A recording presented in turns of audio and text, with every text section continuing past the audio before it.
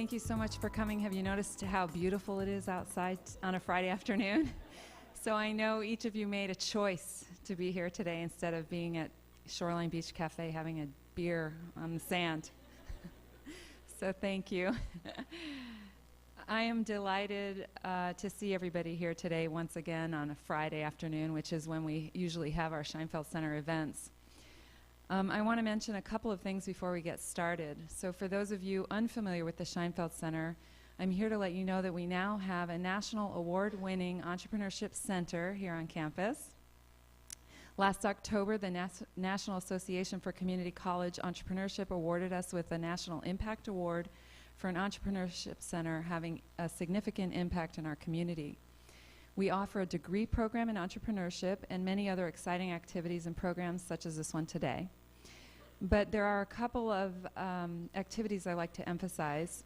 One is our new Enterprise Launch Workshop. Last semester, we offered this for the first time where 50 students volunteered their time in our student club and launched products and services in a single semester.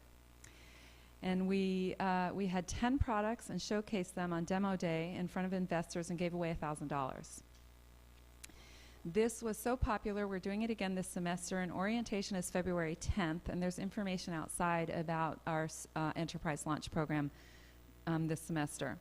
In addition, we will be conducting our second annual New Venture Challenge, which is a campus-wide business plan competition, and we are once again giving away over $15,000 in awards for this year's competition.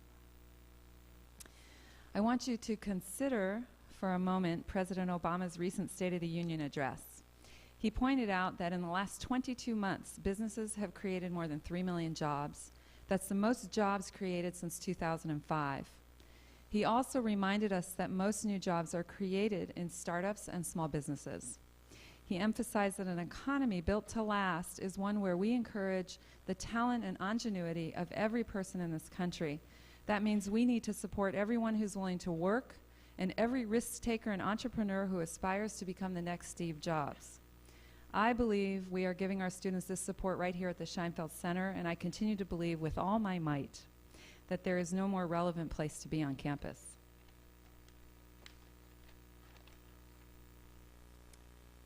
I want to point out that last year the Scheinfeld Center became host to the Small Business Development Center.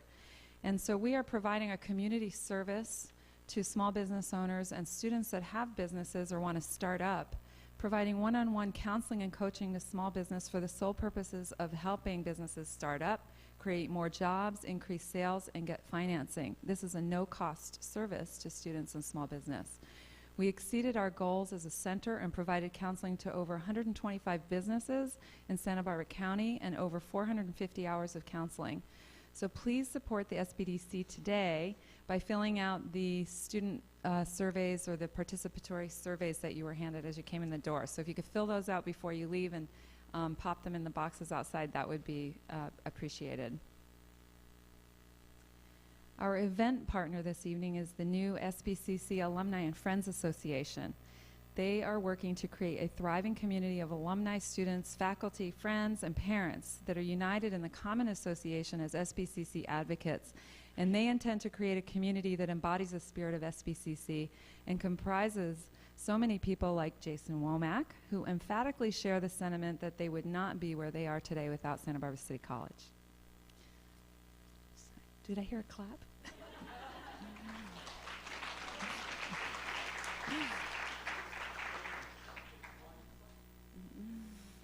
I want to introduce a very vibrant, outgoing, personable, talented, incredibly smart, and an overall likable guy. Jason and I had a very hard time getting together these last few months as both our schedules were jammed with travel and work. We discovered we would both be in New York City at the same time, so we set a meeting there. I find it absolutely crazy that the only way I could meet Jason was to be in New York City at the same time he was, but it really did work out that way. So here we are, this past Monday, having dinner at one of his favorite restaurants on 50th and Broadway. It's an honor to have Jason Womack here with us today. Jason, an international consultant to Fortune 100 companies, is an expert in how we can make ourselves better performers and he has a keen ability to ask pointed questions to get you thinking about your own goals. And I'm still contemplating some of the questions he asked me about myself over our dinner.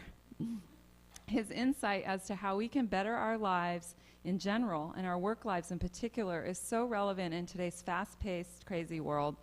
Jason's work and his book offers guru-like advice for helping us find that ever-elusive focus and balance in our lives. And I think we're in for a treat this afternoon. Please let's give a warm welcome to Jason Womack.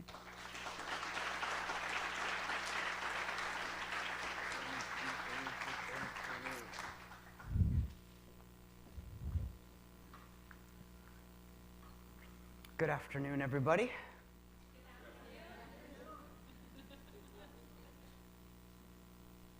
Big smile, big smile. Delighted to be back on campus.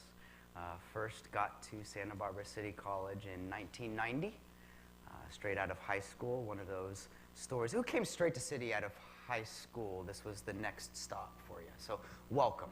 So many amazing things are going to happen here. What I thought I would do is give you a little bit about, am I okay, Gary? I'll keep on talking. Give you a little bit of background, as most people on this side of the stage would do. The real focus that I'd like to get to is, everyone check your clocks, your watches, your phones. By about 5:10, I would love to start up a Q&A, some kind of a dialogue back and forth. So for those of you wondering about these different kinds of things, we'll talk about entrepreneurship, small businesses, and those kinds of things. Just kind of get those questions going. I noticed that I pressed the button for my laptop to show up, but it didn't, so I'm going to go back there. Just 1 second. I'll be right back for everybody. That's the one I wanted. So I always make myself as available as I can. That is my cell phone number, so if you have a question, you can text me. That's my Twitter handle, so if you have something that you want to share, that's good. Okay, it's late in the afternoon. We'll work together on this one. Please go ahead and do that.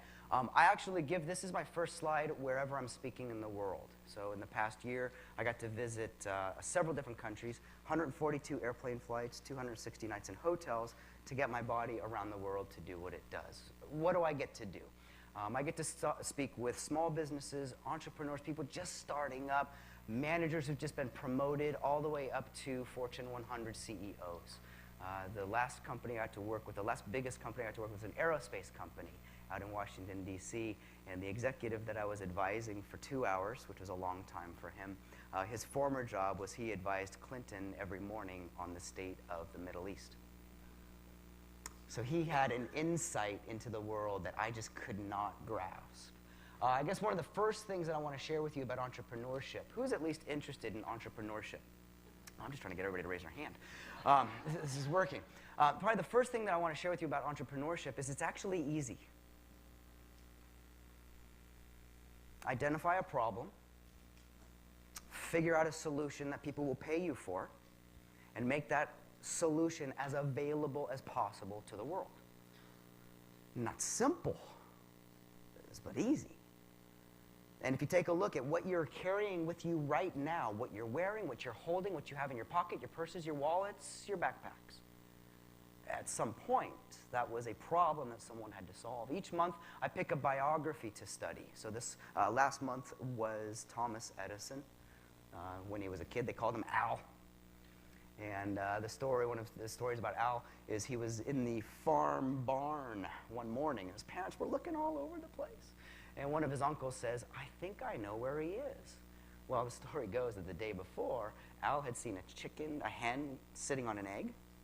And someone told him, "Oh, if the hen sits on the egg, it will hatch into a chick." So he was in the barn, sitting on an egg.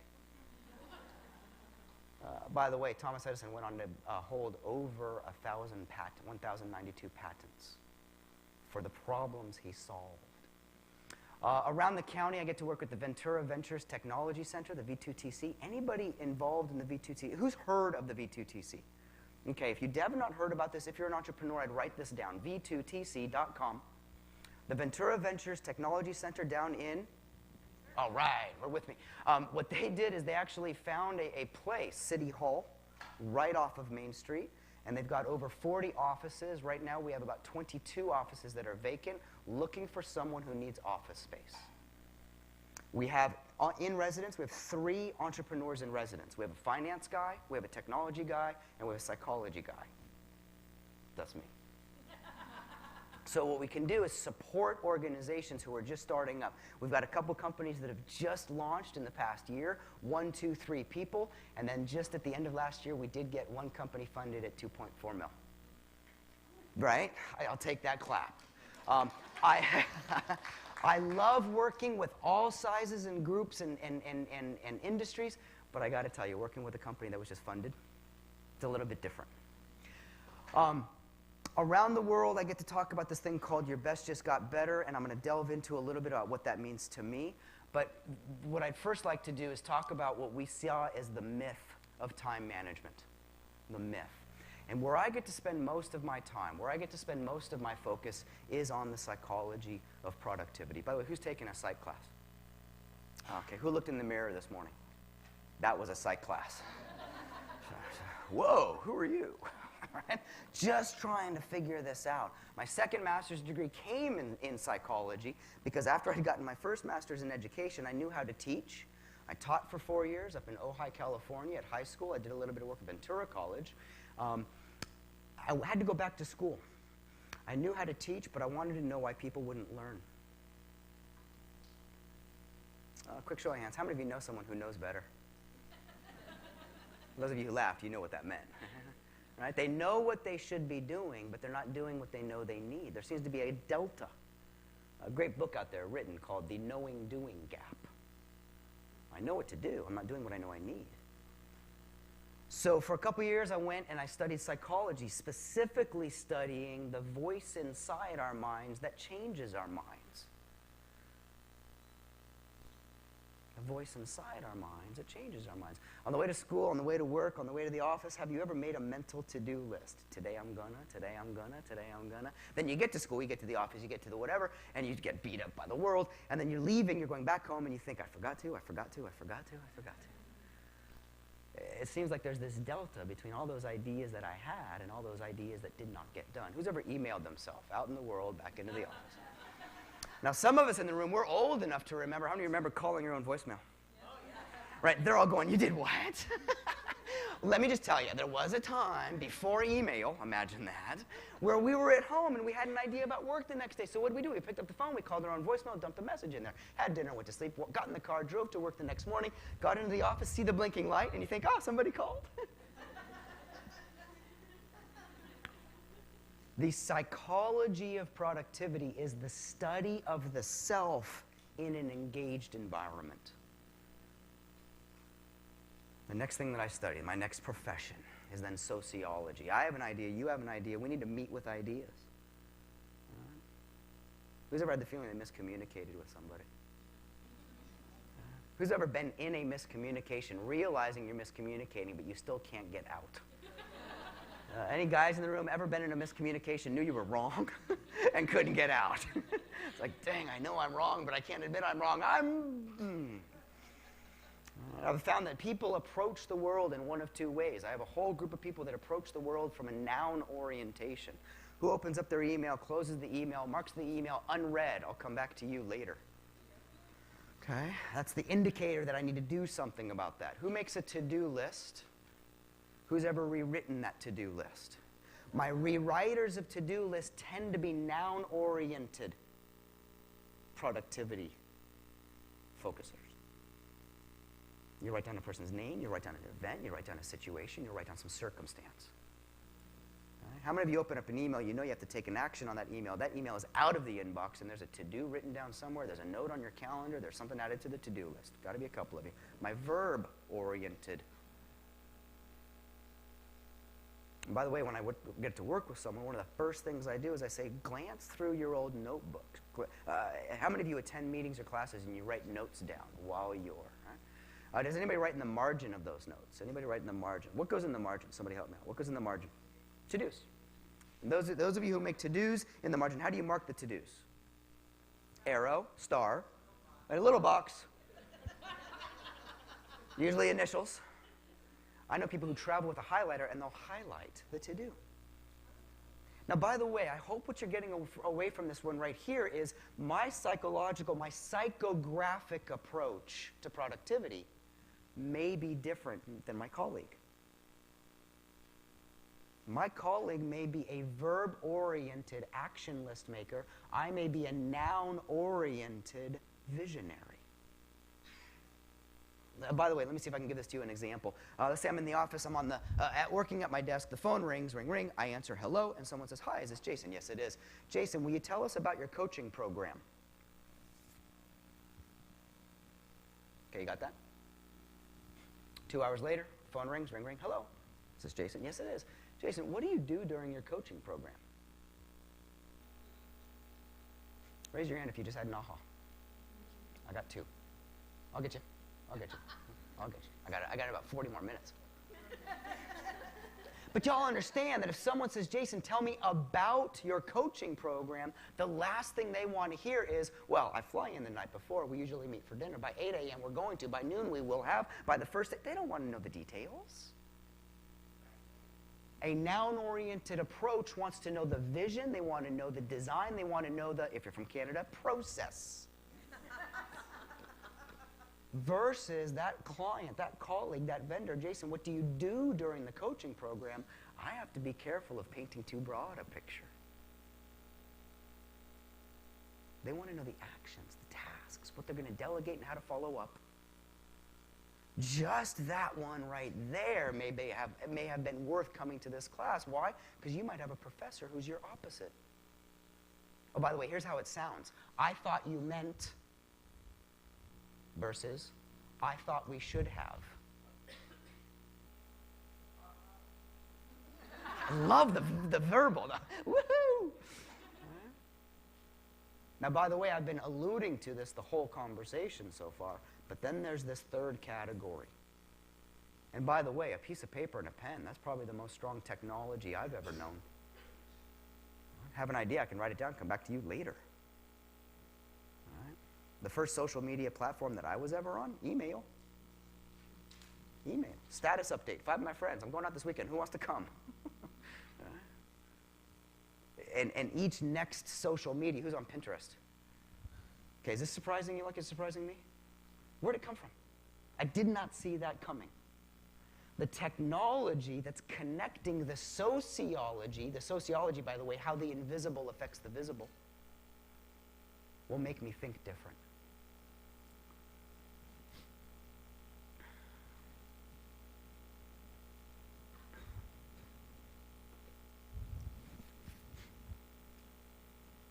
"45 seconds. I'm going to ask you to turn to the person sitting next to you, introduce yourself, make that weird, kind of, ooh, my name is. But I'm going to give you 45 seconds. I need you to come up with what you think a myth of productivity is. 45 seconds. Are you ready, set, go.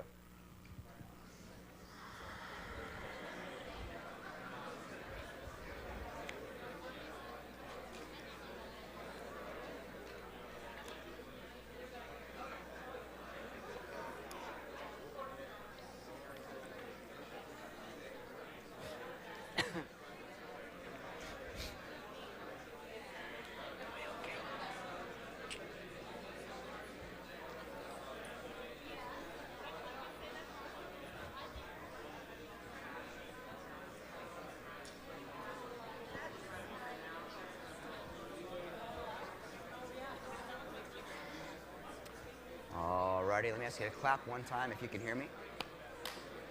Clap one time if you can hear me. Clap twice if you can hear me.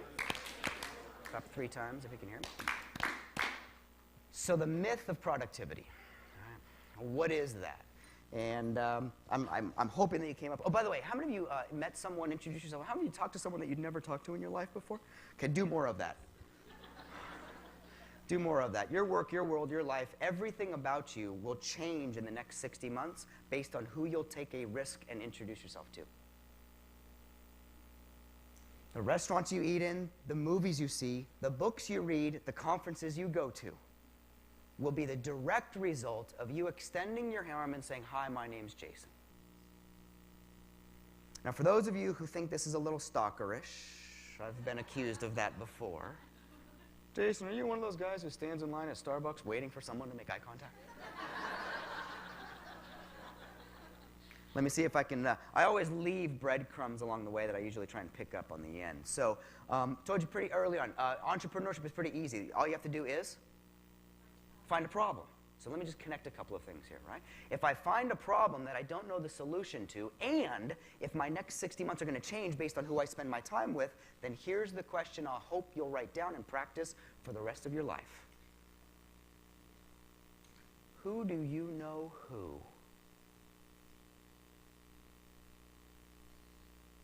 Who do you know who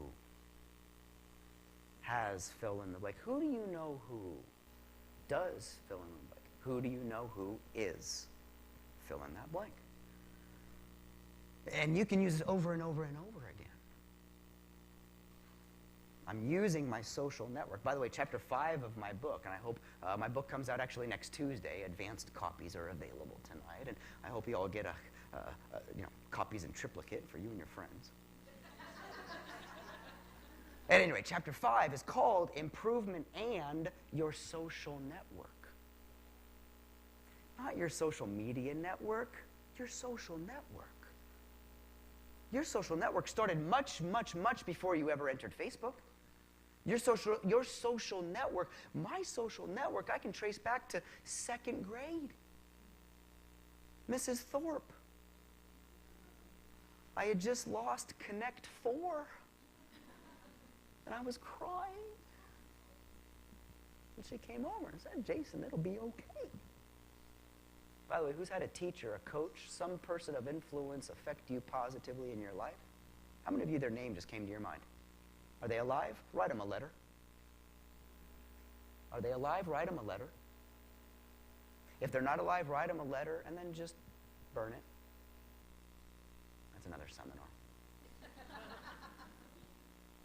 Taught high school for 5 years, 1 year in Santa Barbara and 4 years up in Ojai. And the letters that come back from the students, oh, shoot, I forgot to say something. How many of you have had someone of influence in kind of impact your life? A coach, a teacher, raise your hands again. A friend, a neighbor. You're that person for someone else. I don't care how young you are. If I can stand here and say, I've had someone influence me in a positive way, I need to be able to hold the mirror and smile in that thing. And go, wow, Jason, maybe you were that person to somebody. I write one handwritten thank you card a day. Every day of my life, one handwritten thank you card. To who? Doesn't matter. Somebody. 7 a week. I get through about 40 a month, my wife has tracked. Jason, you need more stamps? I need more stamps. By the way, who's ever received a thank you card in the mail? Who's ever received a thank you card in the mail? It's something. Did you hold on to it, by the way? Save it for a rainy day? Some people save money for a rainy day. I have a bunch of thank you cards. Because the investment that I can get in that. Now, my thinking was, if that's how I felt receiving a card, what would happen? How would I feel if I wrote one? Oh, I should probably come back to this one. The myth of productivity is that you'll ever get it all done. Actually, if I had time, which I do, I would actually say there's a deeper myth, and that's the myth that you want to get it all done. By default, and I hope you acknowledge this about yourselves, by default, the reason you're here is you want more to do. You're here. Y'all understand the people who didn't come tonight, they don't want any more to do. Friday afternoon, they're out. Right, some of you are out mentally, but you're here physically. Right? You're here with me right now. And what I know about the people that I get to spend my life with, the people who inspire me the most, they are the ones willing to find an open block of time and see how to fill it. But here's the catch. We can fill it with busy or busyness. That's the other way of saying business. Who's ever had a day where they were really, really, really busy? Ever had a day where you were really busy? You get to the day, oh my gosh, I didn't have enough time today. I was really busy. Who's ever had one of these days? And then you think, what did I do? The time went by. And so one of the things that I work on my clients with, and you remember we got the psychology, sociology, technology of a productive day, is I'm always working with my clients to create some kind of a dashboard, some kind of a place they can come back to that reminds them of what are the most important things, the MITs I call those. By the way, who's ever had a class or a meeting get canceled? Who's ever had a class or a meeting, last minute had a class or you get to the, oh man, it's been canceled, right? There are 3 things that happen when a meeting or a class get canceled. In this order, 3 things that happen. If I watched you, these 3 things happen. First one, you'd go, meeting's canceled.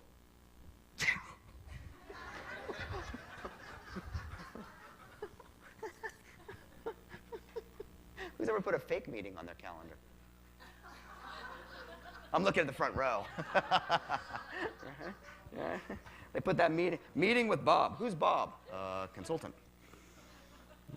Oh, by the way, 3 things that happen. The first thing that happens is you do a little mini celebration. Woohoo! The second thing that happens, you leave the meeting on the calendar. If the class gets canceled, you don't call people to tell them your class was canceled.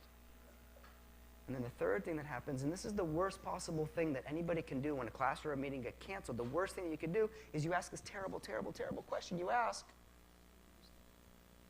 what should I do now? I have an hour. I wonder what I should, and people will spend 58 minutes looking for something to do with that hour. And so whether you set your dashboard up, who are my Post-it users? Got to be a couple of folks in there. Anybody using Post-its, writing things down on Post-its? Anybody have pieces of paper as reminders of things to do? There's a stack, there's a file, there's a pile. That's your dashboard. And so please don't get caught up in the technology behind me. The dashboard is literally where I look. When I'm driving my car, and when you're driving your car, most people that I know are really only interested in 4 things while they're driving. How fast are they going? How much gas do they have? What station is it on? And how loud is it? Everything else is kind of detailish. The RPM thing? I don't know. I don't know what that does. It goes up, and then it comes back down, and it stays in the middle. All right. But if a song comes up, the volume goes on. Anybody ever listen to their stereo on scan? Just driving down scan, just see what's out there.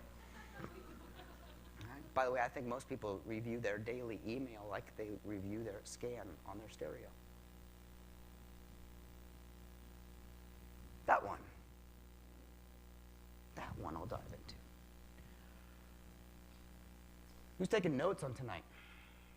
Nouns or verbs? Interesting. Interesting. Am I writing down a thing, an idea, a title, a potential? Am I writing down an action, a delegation, a task? I had a mentor of mine, Jack Smith, my high school principal, when I taught up in Ojai.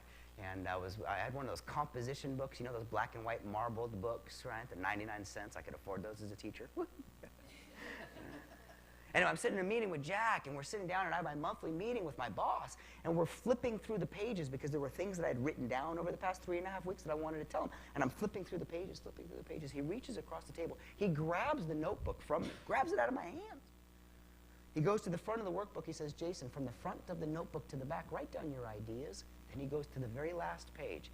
He says, 1 item per line. Write down what you have to do. That was 1998, and that changed my life. I would bet that I've saved over 200 hours of my life not having to flip through pages to find out where the little initials or boxes or stars or arrows, what did I miss? Highlighting. I always say to my clients, if you think it, ink it. I can come back to you later on. I did teach high school history and Spanish for a while. Best job in my life. Second best job. I don't know. It was a great job. I spent a long time, though, and I was teaching kids how to memorize things. Nowadays, I'm asking my clients to forget more. And it sounds paradoxical, but I want you to have more ideas than you know what to do with while you're sitting here. Forget about this lecture until Monday morning. Pull open that piece of paper on Monday and go, okay, that reminds me. I want to follow up with that. I didn't really like that. I don't want to do anything about that. Ooh, let me text Jason about that question. I'm going to give it to you again. I'll give you my email. I'll give you, just everything about my social security number. But you'll get it all. You'll get it all, okay? How many of you have access right now to a piece of paper? How many of you have access right now? If you don't have one, you need to borrow one from your friend. You got 3 minutes. This is a long one. Between you and your partner, I want you to come up with, between the two of you, 5 words that describe you as an entrepreneur. If they're the same, fine. If they're 5 words apiece, 3 minutes, I'll be back. Write them down, write them down, write them down. 5 words that describe you as an entrepreneur.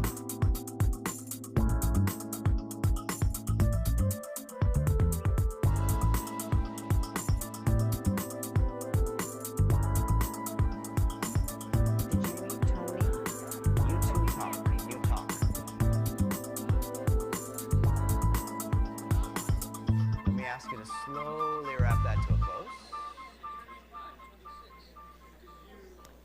If you enjoyed that process, you could thank your partner or quickly turn away. Either way, let them know you're done. So, quick show of hands. How many of you, and this is going to be kind of the first real deep question, so I hope we're getting along here. But how many of you believe that the 5 words you chose may have at least a little bit been influenced by the first 30 or so minutes of my remarks? Anybody have any? Cool. Well, that sometimes happens, right? By the way, I've done this on both sides. I've done this at the start of presentations, write down 5 words that describe you as an entrepreneur, and I've done it midway through. So I don't know which is the right way. Tonight we did it midway through. I haven't done enough strategy about it, behind it.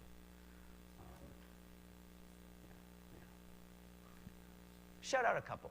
What was one word you came up with to describe you as an entrepreneur? Uh-huh. You can take that one? That's not cheating, it's collaborating. Give me one. Perfect. Persistence over here. A couple more. Connector.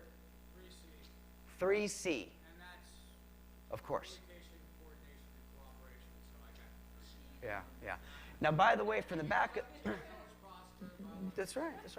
From the back of the room, when I hear someone give me 3C, and then every single one of those words ends in shun,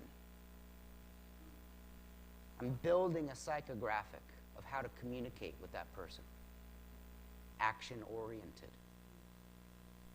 Now, it's not that we're one or the other. It's like a car battery. You need plus and minus on both sides. If you take one of those off, the battery won't work. But we lean one side toward another. And if I know that as a noun-oriented guy, if I can associate, sit down with, and work with someone who attacks things from a verb orientation, we can keep on going. Right? We go out to dinner and we get to share, we get to break bread together and have a conversation. I will have developed a new website company. I own over 140 domains. Jason, why do you have so many? Because I get an idea. That is, I found to a problem that I found. Grew up in a restaurant. Spent the first from 7 to 14 in a restaurant. Right? When I look around and I see someone in a restaurant, I go, wow, there are things they could do to increase their net gain in tips. I'm not selling anything tonight, so I'm not going to give you the domain. But I built a website that teaches people how to earn more as a server in a restaurant. I put this up there. They can download all of that. That's theirs. Entrepreneurship's really quite easy. You find a problem, you serve up a solution that people will pay you for. The goal, right? Productivity. So a lot of what I get to do around the world is sit down with people. My main job is executive coaching, where I sit down and for 2 days, I observe my client. They go to a meeting, I go to the meeting. They answer the phone, I listen to the phone call. They get interrupted, I watch the interruption. They go to lunch, I go to lunch. They want to bring me home, there's an extra charge.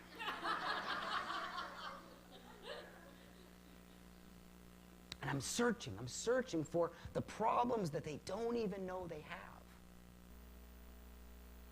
And by the way, it usually sounds like a complaint. And if you really want to start a business quick, it sounds like this. Why doesn't, or I wish that, and whenever someone says, why doesn't it just, I wish that, I stand up and go, is there something there to serve up to people? there something that I could provide that we could engage in a conversation? Let me go through these really quick. I know I want to get some. Do you have some questions already? Just give me a nod or a nod. We can talk some more, and then I'll build some questions. So we got one coming. 4 limited resources. Again, this is where I get to spend my life. At the end of the day, a week, a year, or a career, when people look back and they say, oh, I didn't get to do everything I wanted to do, I didn't have enough, and that's the one that I want to get rid of. There are 4 things that come together that make for you having a more productive weekend this weekend. Now, some of you are going to say, but Jason, I don't want to work this weekend on that stuff, but you want to work on that stuff. Anyone ever heard someone say, I wish I just had time to do nothing? Have you heard someone say this? Next time they say that to them, just call them out. You're lying. I wish I had time to do nothing. Lie. Why? Because if you had time to do nothing, you'd do something. You'd read a book, go for a walk with the dog, you'd watch a movie, take a nap, go outside. There are so many things you could do if you had time to do. Oh, by the way, here's a quick little tip. Put off to the side of your to-do list, your Post-it, if I had time to do nothing, a.k.a. if a meeting gets canceled. Here are 4 15-minute things I could engage in. I'm going to meditate for 15 minutes. I'm going to read 2 chapters of a book for 30 minutes. I'm going to call my mom for 15 minutes. Simply waiting until I have the time to do that. Right? When I was a kid, I was brought up to think that there were 24 hours in a day. Right? But that doesn't mean anything to me anymore. This one did. In the past week, have you had anybody show up late to a meeting with you by 15 minutes? Has anyone had anybody show up late? They were responsible for 1% of your day. By math. If someone shows up 15 minutes late to a meeting with me, they just stole 1% of my day. That's not okay with me. Oh, by the way, when someone runs late, the kicker of it is 15 minutes before they arrived late, they knew they were going to be late. And we live in a world now where you can let someone know. Hey, who are my morning people? Sun comes up, woohoo, it's another day, it's going to be great. Who are my morning people? Mm-hmm. Who are my night people? Sun goes down, you kick into gear. Mm-hmm. How many of you had no idea when you are? You just kind of flow through the night. We found that your mental and physical energy change what you focus on. Morning people, I would suggest for the next week, try this. Don't check email for the first 15, 30 minutes of the morning. Mm-mm. Now, someone's wondering, but Jason, if I didn't check email for the first 15 to 30 minutes of the morning, what would I do? My answer, anything else. Review that PDF, go through that file, call that one client, go to that one website, do that research, sleep in. Hey, how many of you set your alarm early just so you can hit snooze a few times? All right. Here's a 5-day experiment. Stop that for 5 mornings. Just 5, give me a shot. Jason, when should I set my alarm? For the last possible moment you can wake up and not be late.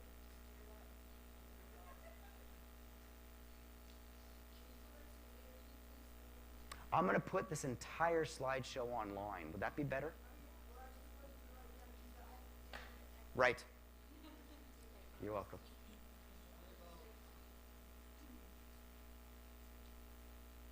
Who has access to a digital camera? Yeah. If you have access to a digital camera, you've probably taken a picture where the autofocus ran for you. Autofocus fascinates me. Fascinates me. In the workplace, what if I had an autofocus tool at work? Actually, you know what's more fascinating to me? You know what I want to invent? And I need some help with this? I want a technology that acts as an auto blur. Think about it. Think about it. 11:45 on a Thursday, an email comes in that I do not need to do anything about till Friday afternoon. Wouldn't it be cool if that was just blurred? We're close. We're close, by the way. Siri's on track for these kinds of things. But remember that whole thing I said about the next 60 months, the vacations you take, the restaurants you eat in, the books you read, and where you go will be affected by your social network, not your social media network. Your friends, your colleagues, your professors. That's what I think about when I think of focus. Let me end with this slide, and then we're going to start with your question, okay? She's looking at me good. This is interesting to me. How I design my ecosystem will affect those other 3 resources. How many have an office or a desk space? How many have a backpack? How many have a wallet or a purse that you think should be different and have something different and look different? I wish it would just. I mean, come on, who has a house or apartment that talks to you? You walk in, the floor goes, clean me, clean me. The wall says, fix me, fix me. Paint me, paint me. So if I could leave you with a couple of thoughts, we're going to break into some Q&A. If I could leave you with a couple of thoughts. Entrepreneurship is easy, not simple. I need to identify a problem that other people have already found that need for a solution and serve something up for them. I need to engage with people and meet them where they are. Oh, you're a visionary. Let me paint a picture of where we're going. Oh, you're an action-oriented person. Let me tell you what we could do. There's 4 limited resources that I have to manage in a day. And they don't go linearly, I don't think. But how I use my time and where I put my energy and what I decide to focus on or blur is extremely relative to the environment or ecosystem that I'll spend my time in. So we're holding applause. We're going to go straight into Q&A, and I've got until 5:30, correct? So you're going to run a mic for me? Yeah. Great. And then whoever's next, if you want to wrap around maybe or go to the end so we can get you a mic. So quick, is this on? Yes. Okay.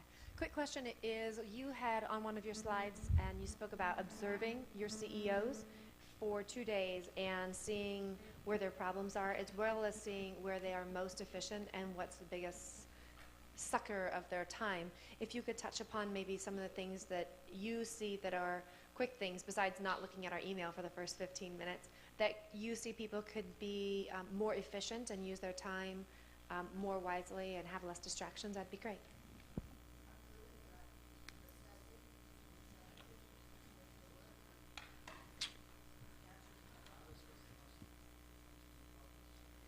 The loudest one gets, oh yeah, I get it. Interruptions. Far and away.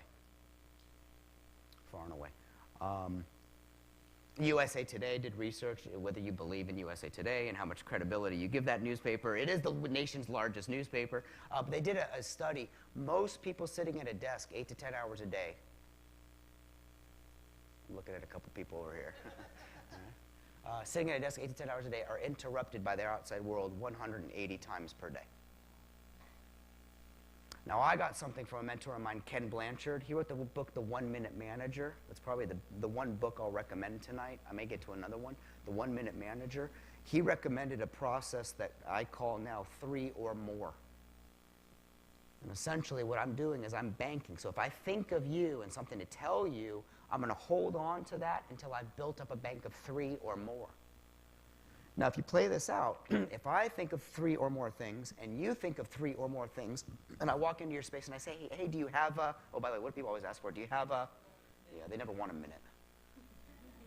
They never want a minute. Actually, I should give you these quick 2 tips right away. When you need something from someone, you're going to call them on the 53. I call you on 9:53, 2:53, 4:53.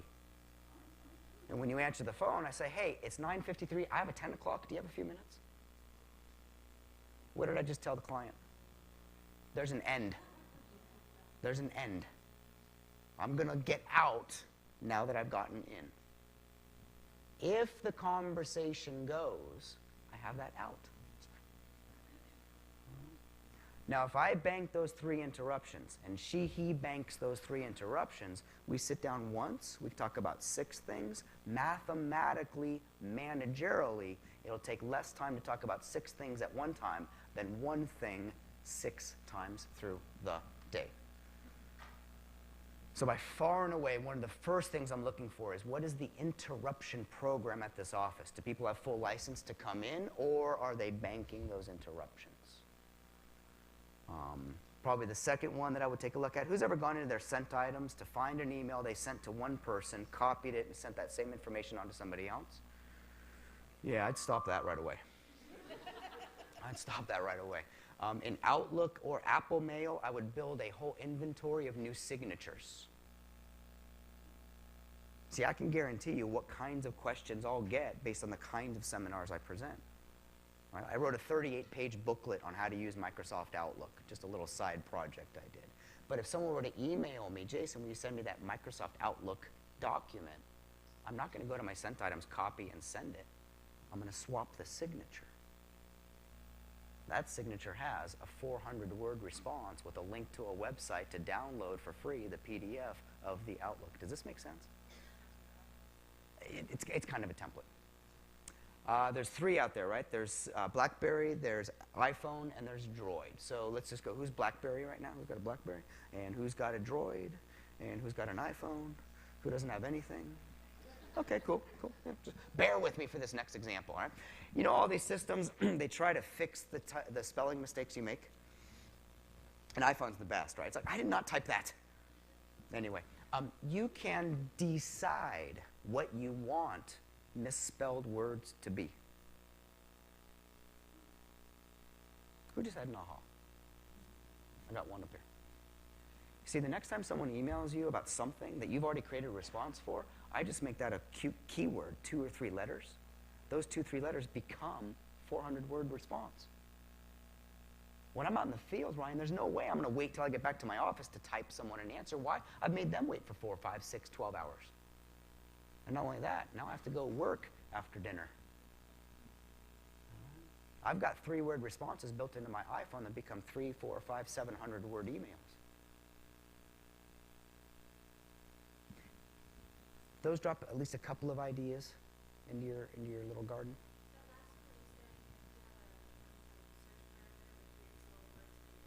You pick up, and then it becomes, oh, sorry. Oh, okay. So on your 2 or 3 email, are those a search that then created automatic response? So my YouTube channel, youtube.com/Jason Womack, I've got videos on how to build signatures, BlackBerry auto text, iPhone shortcuts, and it'll show you out there. You're close. Okay. Entrepreneurship, innovation, development. She's going to run you a mic, so if you'll stand up, let her know where to run to. Oh, I totally lied, brother. I'm going to get you before you leave. Yo. Hey, you said you had something like 100-something domains? Yes. Yeah, I was wondering how many of those are active, how many of those, what's your profit from all those, and what's your salary, or how much money did you make?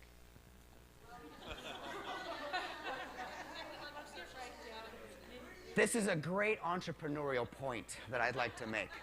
And the entrepreneurial point is the fastest way to manage time better is to tell the truth more. You got to the question you wanted to ask, and I acknowledge you for that. Next time, go for the question. All right. By the way, for me, a profit on a website development is, did I make enough money to pay for the experiment? My wife and I, over the past 18 years, we've started 5 companies together. We've got 3 that are still running. 2 of those companies we knew we started and we were going to get out of. The first one we started to make enough money to go to Italy, and the second one we started to make enough money to get her out of a job she didn't want to be in. So I actually built the plan knowing that there was an exit. The Womack company that I've got right now, this is the one that I'm going to keep on doing this. I'll do this as long as I can get on an airplane. I figure I'm going to live till about 120. So I got a lot to do on the planet. My wife's company, have you read The E-Myth yet? The E-Myth? Dang it, I just did it, didn't I? There's another book. I promised I wouldn't do a bunch of books tonight. Get The E-Myth. Who's read The E-Myth? Got to be a couple of you, right? Can we recommend that? Absolutely. Okay, by the way, E stands for entrepreneur. It's the entrepreneur myth. And so this business that my wife is building right now, we're actually building it in line with Sarah's pies. And when you read the book, you'll know what I mean. 1 and then 2. Hi, Stuart Sterling. Thank you for your time. 2-part question.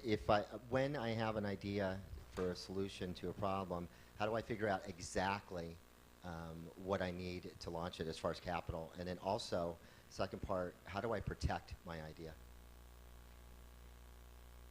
Those are good. Give him a round of applause. Those. Stuart, I'm going to address the second one first. Call someone at the V2TC or at an incubator here. My recommendation would be Mike Lewis up here in Santa Barbara. He will point you in a direction of that second one. Okay? Please. Contact the Scheinfeld Center for Entrepreneurship. And she's raising her hand right there. That's okay. Perfect. The first one is, and I would say, by the way, is it a product or a service that you're launching? Service. So, phew, that was easy. Write more. As crazy as it sounds, the business that I'm running right now that I started in 2007 started with 4 letters to the editor I wrote to the Los Angeles Times. In 9 weeks, they published 4 articles that I had written about the state of education in California and what I was teaching the kids versus what I believed the kids should be learning. For the second half of this room, this won't mean as much as it will for this half of the room, but if you think about this one, students entering kindergarten this year are retiring in 2072.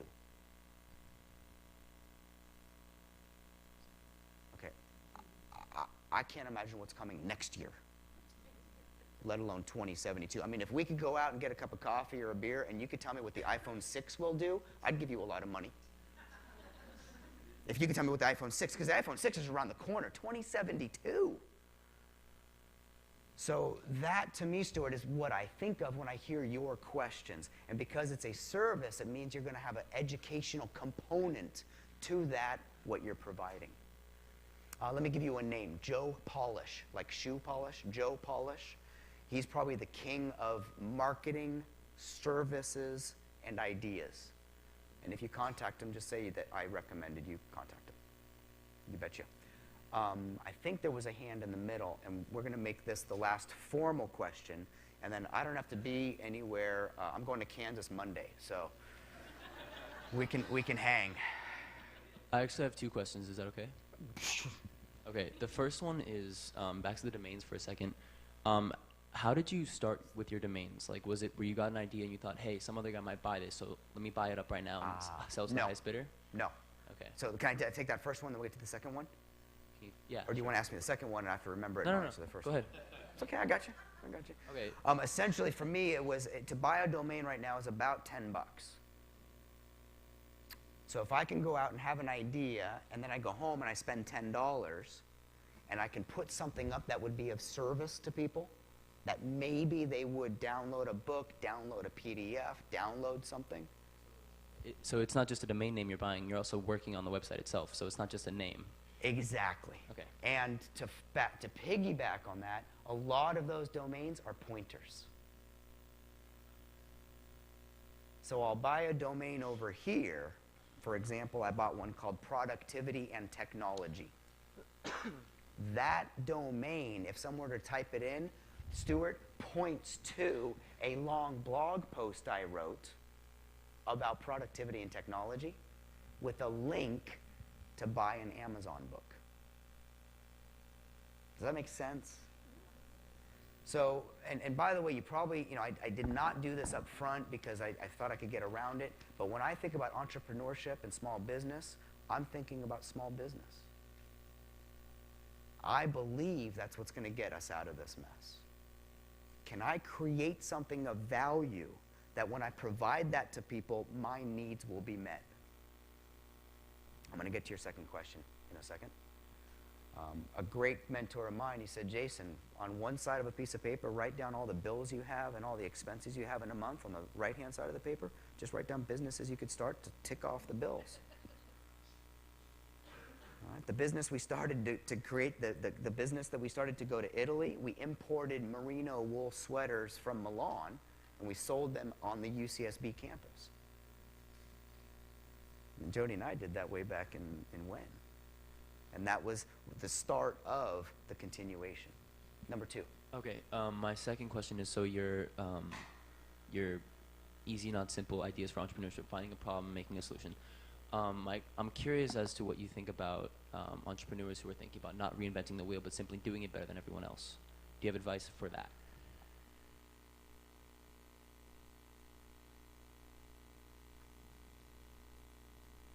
What I heard in my head was that Ecclesiastes quote, "There's nothing new under the sun." That's what I heard in my head when you asked me that question.